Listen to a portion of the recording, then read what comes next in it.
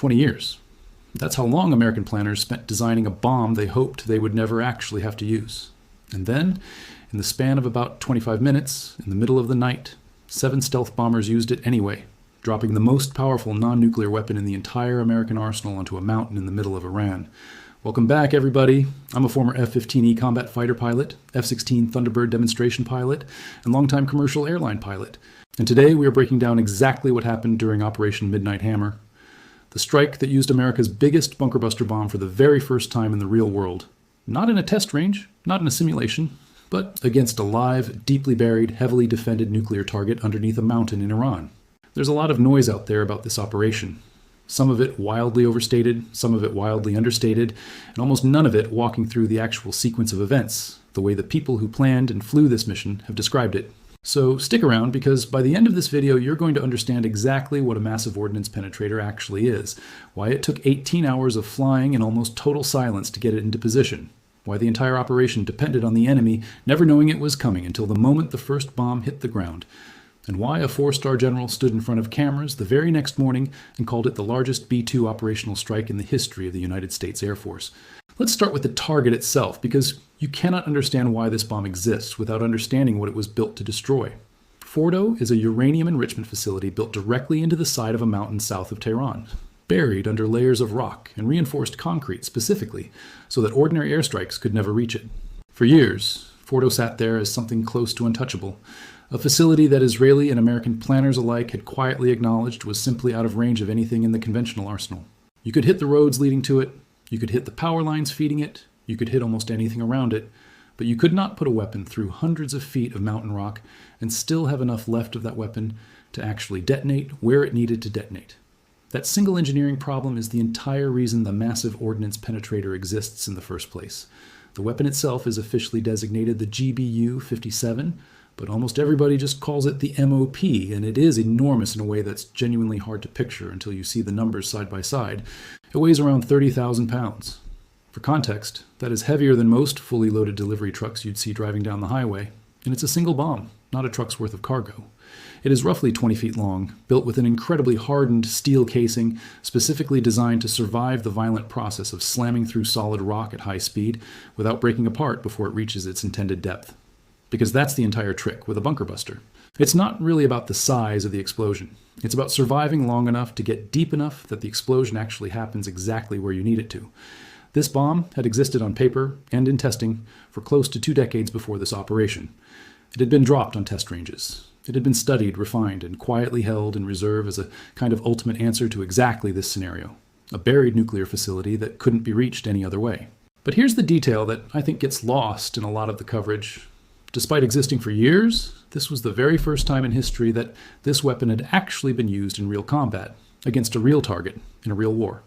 Everything before this night had been theoretical. Every engineer who worked on this weapon, every planner who built strike packages around the assumption that it would someday be needed, had never actually seen it do the one job it was built to do. This operation was the actual real-world test of 2 decades of design work, happening in front of the entire world in real time. Now let's talk about how you actually get a 30,000-pound bomb from a base in the middle of Missouri to a mountain in Iran without anyone noticing until it's too late. Because this is genuinely one of the most fascinating parts of the entire operation from a planning standpoint. The mission started with B-2 Spirit stealth bombers, launching from Whiteman Air Force Base, which is about as far from the Middle East as you can imagine, tucked away in the American heartland. Each of these bombers has a 2-person crew, and each of them was about to fly for roughly 18 straight hours to get to the target area. 18 hours. Think about that from a pure human endurance standpoint alone, sitting in a cockpit that entire time, refueling in midair multiple times, maintaining strict communication discipline the entire way, so that nothing about the mission leaked out through radio chatter that someone somewhere might intercept. And here's the part that I think deserves way more attention than it usually gets. Not every B-2 that took off that night was actually headed toward Iran. Some of them flew west, out over the Pacific, as a deliberate decoy, a piece of misdirection meant to make anyone watching American military movements assume the real operation was happening somewhere else entirely. This is deception at an extremely high level, the kind of thing you only see in operations where the planners genuinely believe that surprise is not just helpful, but absolutely essential to the mission, succeeding without American air crews getting killed in the process. According to the Pentagon's own account, this entire deception effort was known to only an extremely small number of planners and senior leaders in Washington, not dozens of people, not even most of the military chain of command.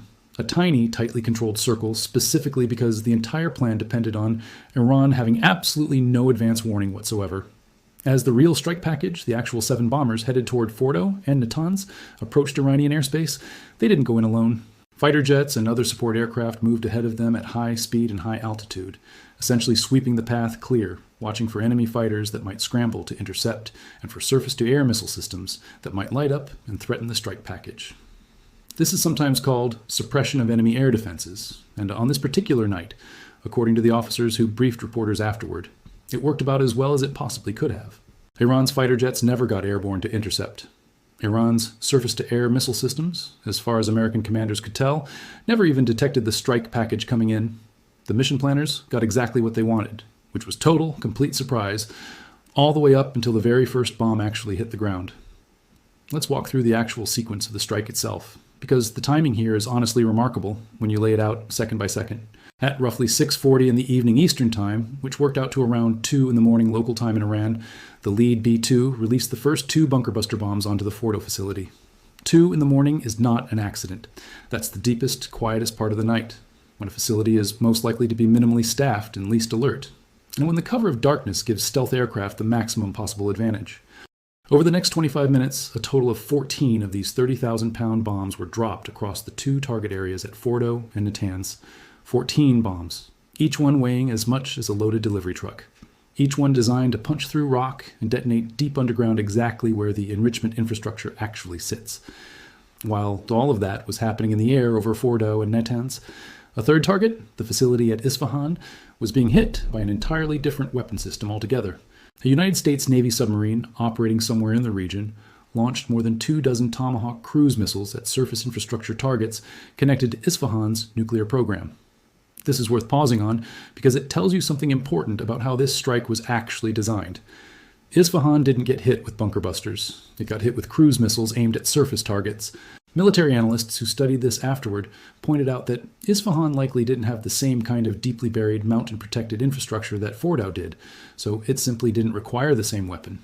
Or, alternatively, its air defenses may have been considered too dangerous to risk sending a B-2 directly overhead when a submarine-launched missile could accomplish the same objective from much further away.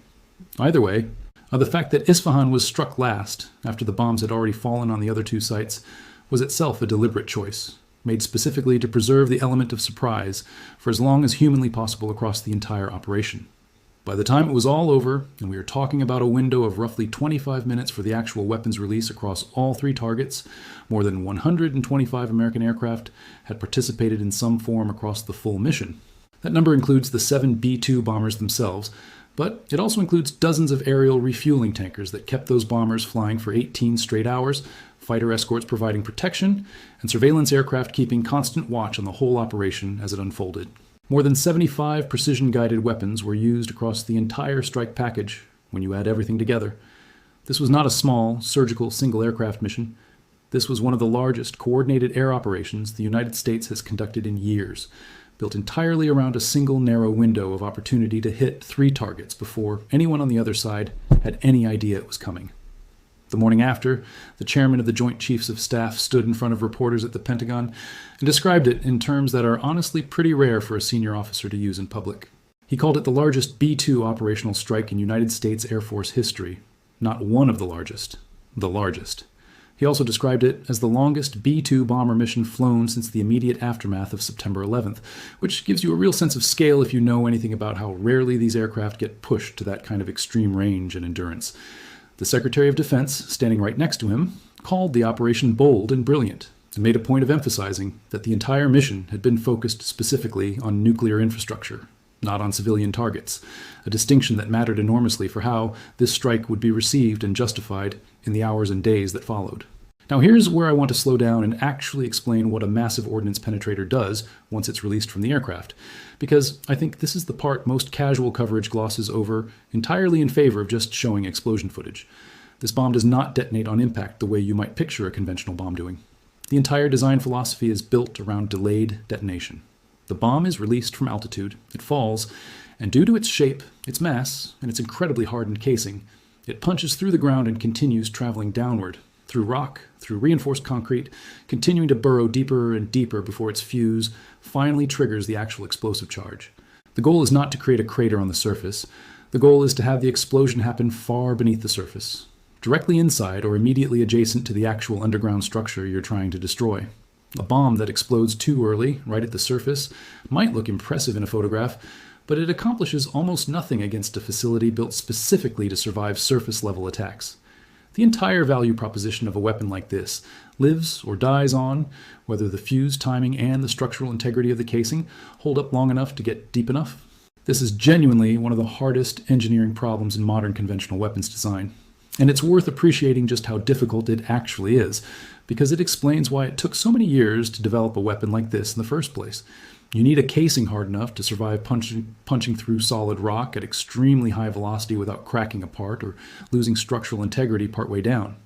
You need a fusing system, sophisticated enough to actually count the number of layers or voids it passes through, so it can distinguish between simply continuing to travel through solid rock versus having actually reached the hollow interior space of the target structure it's meant to destroy. And you need all of this packed around an explosive payload that still has enough raw destructive power left, even after all that structural reinforcement takes up space and weight, to actually accomplish something once it does detonate in the right place. Get any one of those three elements wrong, and the entire weapon fails to do its job, regardless of how accurately it was aimed and dropped in the first place. According to reporting citing the Wall Street Journal, the United States had built somewhere around 20 of these weapons total prior to this operation, meaning that after 14 were used across Fordow and Natanz in a single night, the American stockpile of this specific weapon dropped to roughly a handful remaining. Think about what that actually means strategically. This isn't a weapon that gets produced on some kind of fast, easily scalable assembly line. Each one is an enormously expensive, incredibly complex piece of engineering, and using more than half the entire national stockpile of them in one single night tells you something important about how seriously American planners judge this particular target. You don't spend more than half your entire supply of your most exotic, most expensive, hardest to replace weapon system on a target you consider secondary or optional. You spend it on the target you consider absolutely essential to destroy, using the one and only weapon actually capable of reaching it. I want to pause here and give you my own honest read on this, and I'll flag clearly that this next part is my own analysis rather than settled fact reported by anyone else. Having spent years flying combat missions and thinking through exactly this kind of high-stakes, high-complexity strike planning, what strikes me most about Operation Midnight Hammer isn't actually the size of the bomb, even though 30,000 pounds is a genuinely staggering number to sit with. What strikes me is the sheer amount of coordinated deception, timing, and operational discipline required to pull off a mission like this without a single American aircrew member getting hurt. 18 hours of nearly silent flight discipline is an enormous ask on pilots and crews. One slip in communication protocol, one aircraft breaking radio silence at the wrong moment, one piece of the deception plan leaking even slightly early, and you potentially lose the single most valuable asset this entire operation depended on, which was the enemy having zero warning whatsoever. That is an extraordinary amount of trust being placed in a very small number of people to execute an extremely precise plan flawlessly under enormous pressure, with no room for error and no ability to course correct once those bombers were already committed to their 18-hour flight path. Let's talk about what happened on the ground, or more accurately, what happened underground. Because the assessment process after a strike like this is almost as complicated as the strike itself. In the immediate aftermath, senior military officials described what they called initial battle damage assessments, indicating that all three targeted sites had sustained what was officially termed extremely severe damage and destruction. That phrase, extremely severe damage and destruction, is doing a lot of work. And it's worth understanding why officials chose that specific wording, rather than something more absolute, like total destruction or complete elimination. Assessing damage to a facility that's buried under a mountain is fundamentally different from assessing damage to something sitting out in the open, where you can simply look at satellite photographs and count craters. You cannot see inside a mountain from orbit. You can see entry points. You can see collapsed sections of tunnel entrances. You can sometimes see subsidence on the surface where underground structures have caved in beneath the rock.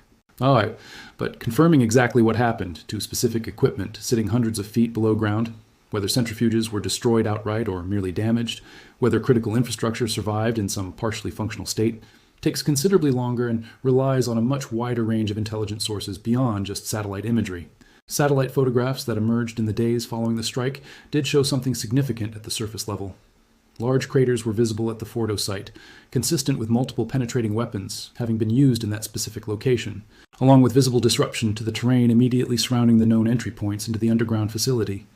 Defense officials pointed to this imagery as consistent with successful penetration of the hardened target, meaning the weapons appeared to have functioned exactly as designed rather than detonating prematurely at or near the surface. But officials were also notably careful in their public language not to claim complete, absolute certainty about the full underground condition of the facility, which is exactly the kind of careful hedging you'd expect from people who understand just how genuinely difficult it is to fully verify damage to something built specifically to be difficult to assess from the outside in the first place. There's also a broader context here that I think matters enormously for understanding why this specific target was considered so urgent in the first place. And this part I do want to source clearly rather than present as my own guess. International nuclear monitors had previously assessed that Iran had accumulated enough enriched uranium to theoretically be able to construct multiple nuclear weapons, in a scenario where that material was further enriched and successfully weaponized. It's important to be precise here because there's a meaningful difference between possessing enriched material and actually possessing a deliverable nuclear weapon. Turning stockpiled material into an actual functioning warhead is an entirely separate and considerably more difficult technical challenge than simply accumulating the raw enriched uranium itself.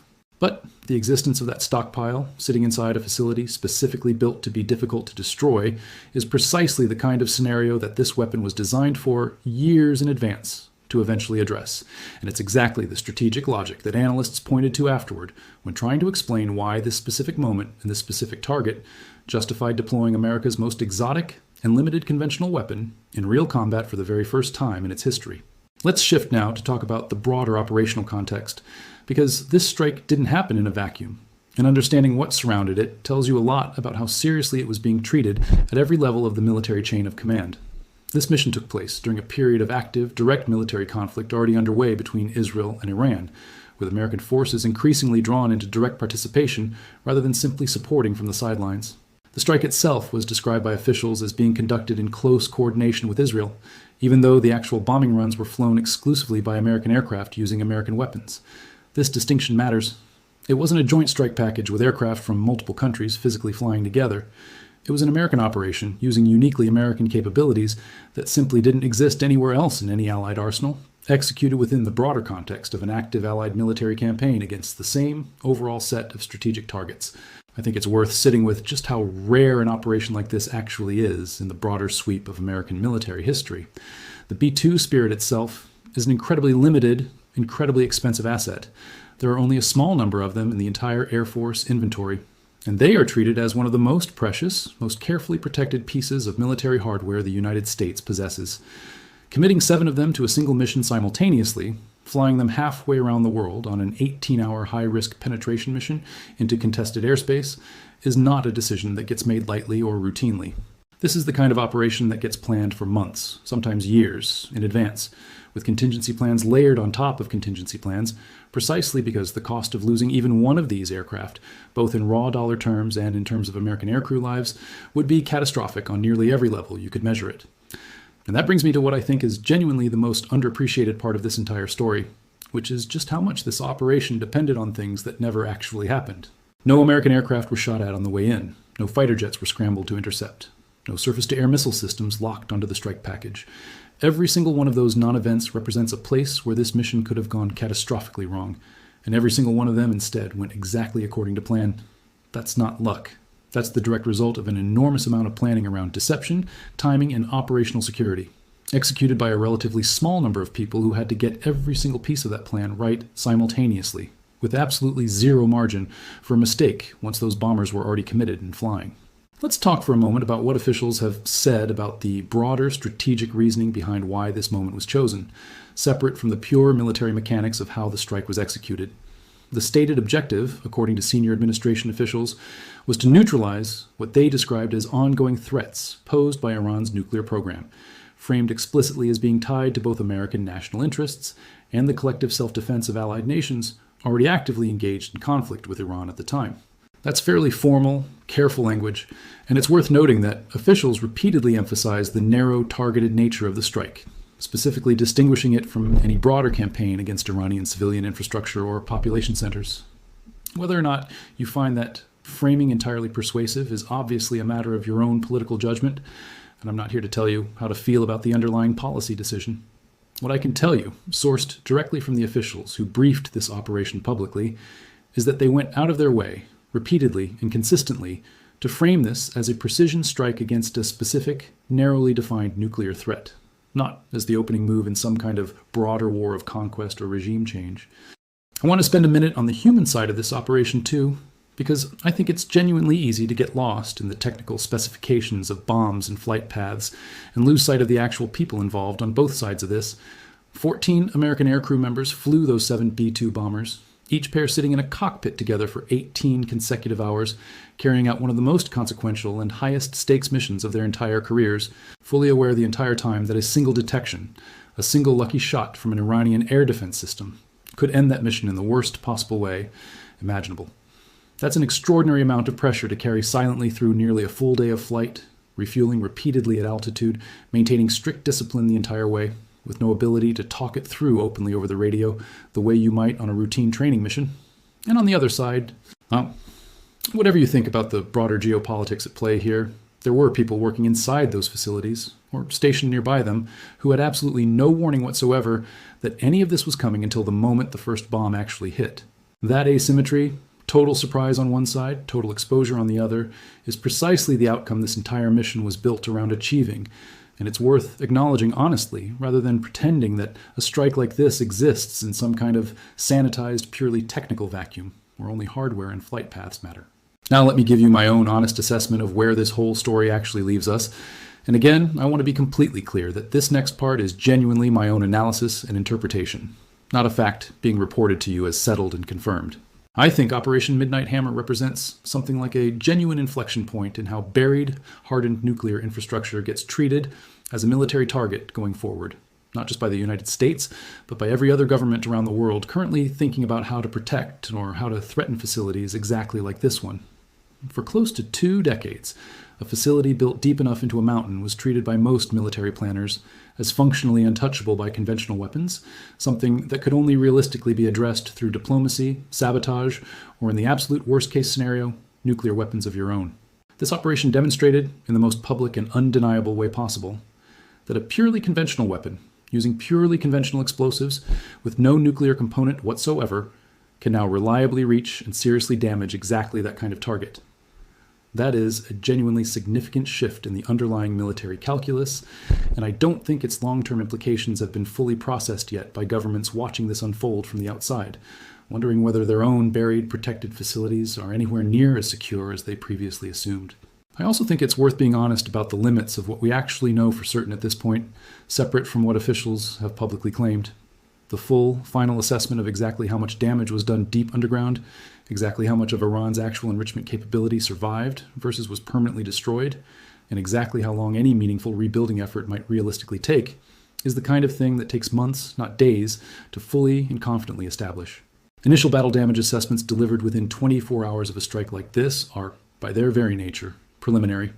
They're based on the best available evidence at that specific moment, primarily overhead imagery and immediate sensor data, not on the kind of deep, ground-level, long-term intelligence picture that eventually emerges over the following weeks and months as more information becomes available through other channels.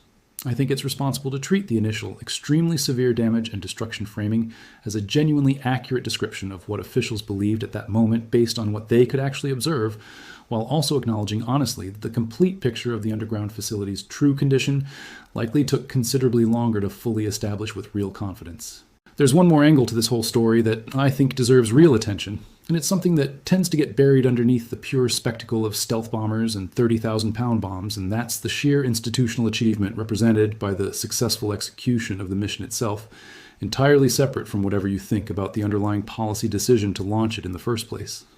Coordinating 125 aircraft across multiple roles, refueling tankers, fighter escorts, surveillance platforms, and the actual strike bombers themselves, all converging on a precise time and place after an 18-hour transit, while simultaneously running a convincing deception operation designed to mislead observers about the true nature and destination of the mission, represents an extraordinarily high level of military planning and execution discipline.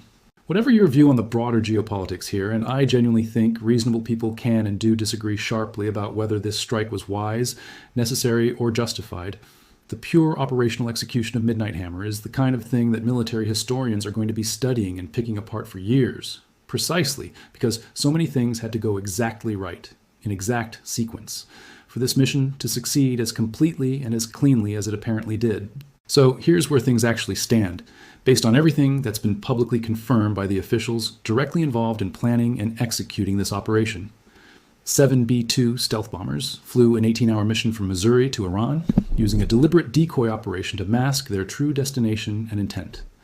14 30,000-pound Massive Ordnance Penetrator bunker buster bombs were dropped on the Fordow and Natanz nuclear facilities, marking the first ever real-world combat use of that specific weapon, after nearly 2 decades of development.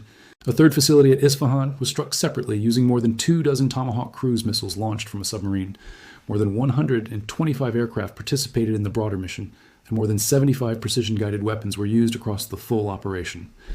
Officials reported no American aircraft were fired upon during the entire mission, describing it afterward as having achieved complete surprise from beginning to end.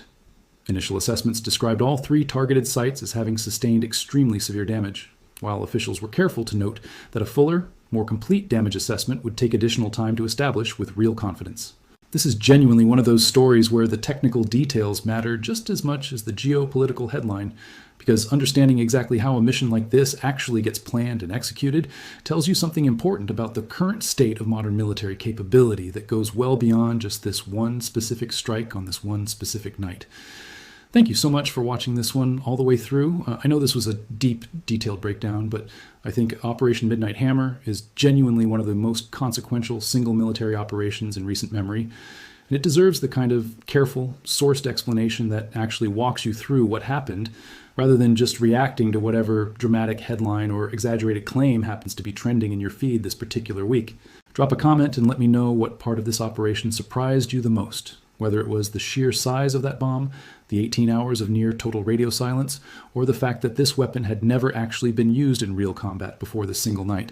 I read every one of these, and I'm genuinely curious to hear what stood out to you the most. Make sure you're subscribed so you catch the next deep dive the moment there's something new and confirmed worth actually breaking down properly. I'll see you in the next one.